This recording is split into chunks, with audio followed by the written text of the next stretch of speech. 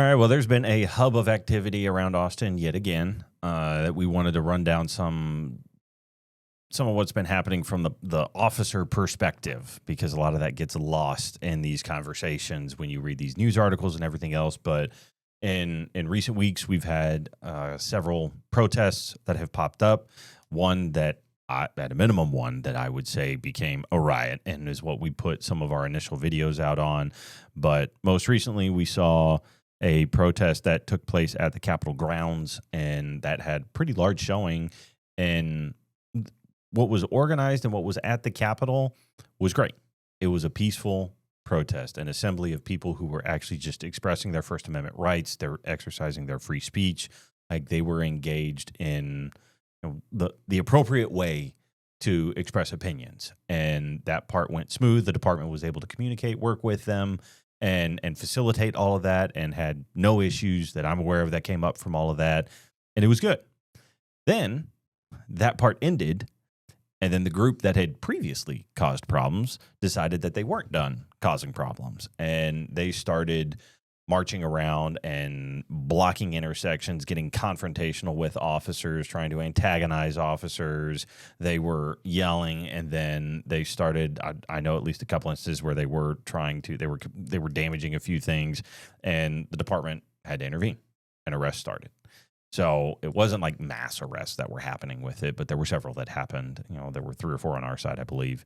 And then I know DPS just announced that they had arrested 9, I believe. So it was a little over around a dozen that had been arrested, which is what we had seen at one of the other ones as well. It's the same group that keeps kicking up problems. And the message is the same. If you do things peacefully, if you work with us, if you coordinate with us, if you go about doing this the right way, we're here to facilitate. We're here to help. We're here to make sure that you're able to express your opinions in a peaceful manner. But do the opposite and become violent, start destroying property, and start committing crime, and we have a problem. And it's officers who wind up catching the brunt of all of this. And the most recent one officer did get hit in the eye with a laser, where people intentionally try to blind officers using a laser or high-powered flashlights. I saw some flashlights out there, too, where people were shining super bright lights at them. But people are intentionally trying to harm officers simply because they think that validates their opinion. They think that makes them righteous, or whatever the case may be.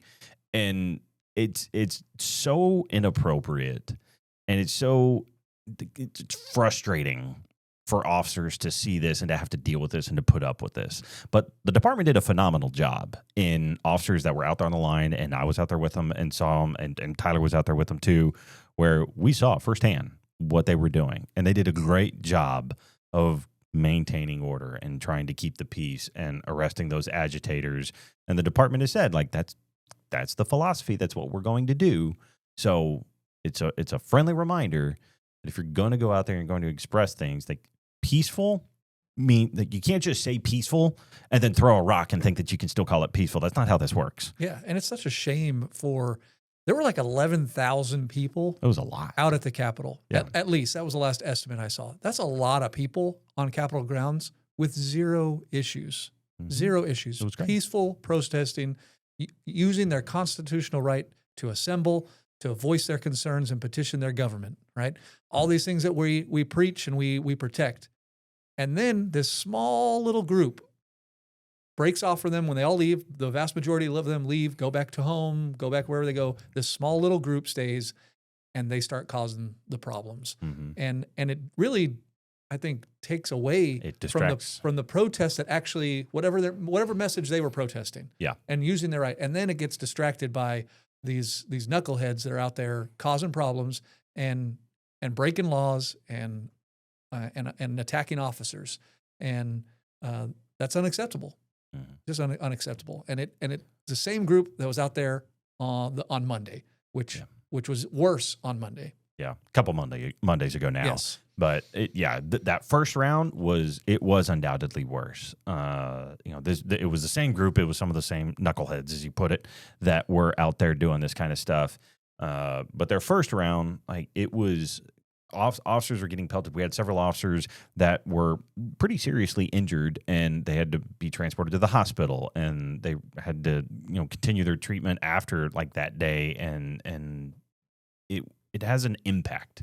Like, it definitively impacts people to where morale takes a hit, right? And people wonder, like, you're sitting here talking about, we talk about recruiting, and we want to build our department back, and want to build the morale back. We want to get our department back on track to where it's supposed to be. But stuff like this, where you have officers getting injured, does not have a positive impact on how officers view the city as a whole. And it's hard to get people to want to come here to put up with that kind of treatment. And that's also why it's important for us to intervene. And some of the other stuff that's happened lately highlights that even more, and how it's not just on the department. It's not just on the city. It is on judges. It is on district attorneys and county attorneys to actually enforce the law when someone gets arrested. Because we now have 2 recent examples that have happened this month, in the last month overall, but some of the developments are just recently, where individuals have either tried to kill officers or tried to seriously hurt them, did seriously hurt them. They did. Yeah. And now they walk free. So for anyone that hasn't been keeping up, there was a officer-involved shooting that happened, a little over a month ago now, where officers made a traffic stop, and then as they go to detain a passenger, he turns and is pulling a gun on them, right? And trying to shoot and kill them. That individual was arrested for 2 counts of terroristic threat and then unlawful possession of a firearm by a felon. And he's now free. He's bonded out. His bond was set so low that barely a month after this all happened, he's now out and about. A guy who's trying to kill police officers is wandering the streets of Austin yet again. And I have a hard time seeing how any judge can sign off on that and say, yep, that supports public safety. That's going to keep my community safe, especially because, even more ironically enough, is as part of the conditions is that, he had his bond, but then it says no possession of firearms or ammunition. How asinine do we have to get to where someone is arrested, a felon is arrested for unlawfully possessing a firearm while they are a felon? And so what do? We set them free again, and then we say, yeah, hey, but just don't have a gun. We know you did last time, but just don't do it this time, please. You're already told you got a felony. Yeah. You can't have a gun. He shouldn't have had it that day. And we're just going to give him these low bonds. That's not very high for what he did. No. And if you want, that we have a video that we broke down the body-worn camera on this exact incident. So go watch that video, and you can see what happened and make up your own mind. Is this person appropriately charged? Is this person appropriately set an appropriate bond amount? Do you think that's enough? If that was what happened to you, is that a high enough bond that you're happy with that in Travis County? Because I know I'm not. No. And to see that happen where a couple more seconds, if those officers hadn't acted, he would have had that gun out and he would have shot those officers. And we may have been dealing with a dead officer instead of a dude that just got put in jail. Mm-hmm. But he's already back out.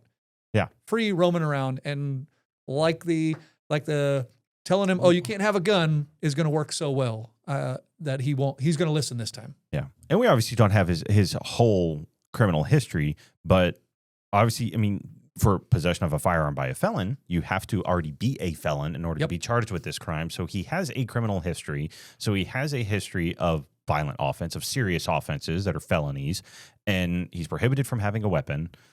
He has a weapon, and he tries to use it again, and yet now we're letting him back out. Like, how long are they going to let this cycle continue before they actually do something about it? And sadly, we've seen this before where they don't do anything about it. And then what happens? Someone winds up getting killed. Like, that's what we've seen. And that's what we're heading towards again. The other example that we have is we also found out, and we talked about this previously a little bit. This one's mind-blowing. This one is. This is just so crazy, where officers go to, they go to, they respond to a call. They go to make contact with a victim and a suspect, and the suspect picks up and chunks a glass jar of sorts at an officer and hits the officer in the head, seriously injuring the officer, like serious bodily injury to this officer. And they wind up, getting into a fight because he's also charged with resisting arrest. And originally his bond was set at $100,000. Well, then it gets lowered from $100,000 to $10,000. And guess what? He's out. So here we have another example where this person didn't try. They succeeded. They violently assaulted an officer responding to a call, trying to help somebody out, and they get assaulted. They get injured severely, arrest the individual, and now while the officer is still undergoing treatment, the officer is still getting treatment for their injuries, but the offender, the assaulter, the suspect is free.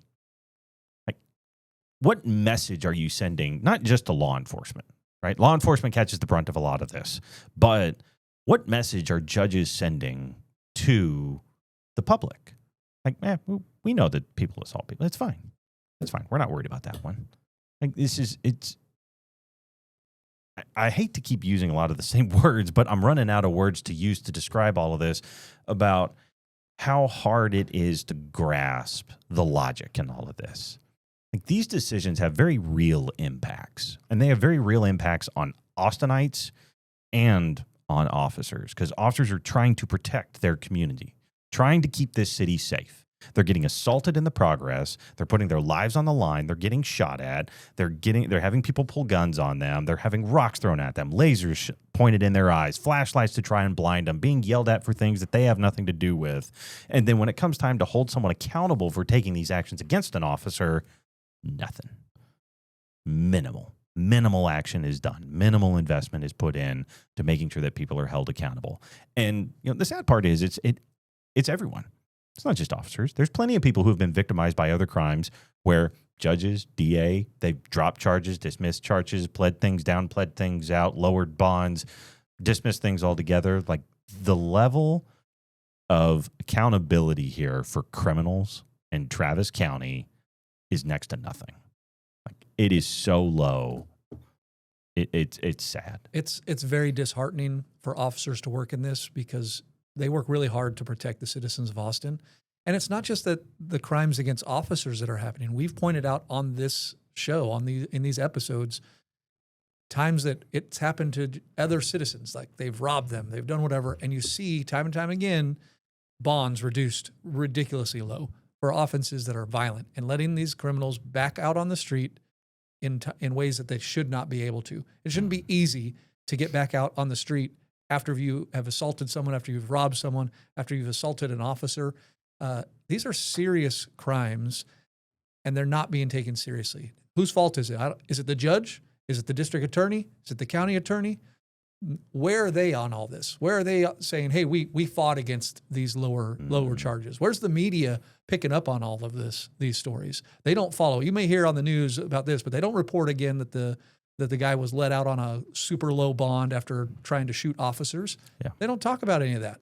It's the one headline. So we try to bring it up to bring some attention to it, because you got to know that this stuff is wrong, and it's not right for the citizens of Austin. You deserve better than this. You deserve to not have these violent criminals back out terrorizing the state and the county and the city. And we're going to follow these, and we're going to, just like we follow a bunch of other ones, and we'll keep a track on this, and we're going to let you know what happens going forward, because he got out on bond. The other is still facing a charge, but how long is that going to last with this district attorney? I don't know. Yeah.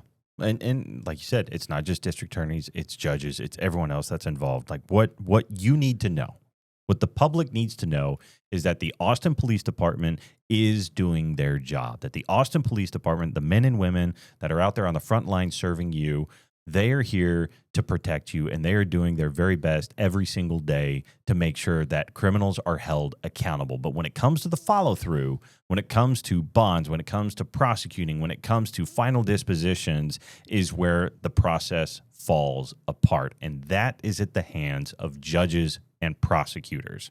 So you need to know going forward that this is important stuff, but that your department is doing everything they can for you, while judges and prosecutors are doing everything they can to let people go. and to make sure that no accountability is happening. That's what we're facing right here.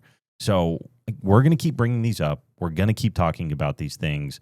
We encourage everybody to reach out to your elected officials. Tell them what you think about these things. Right? This is affecting the overall public safety of our city. We're trying to hold it together. Everyone else is tearing it apart, it seems like.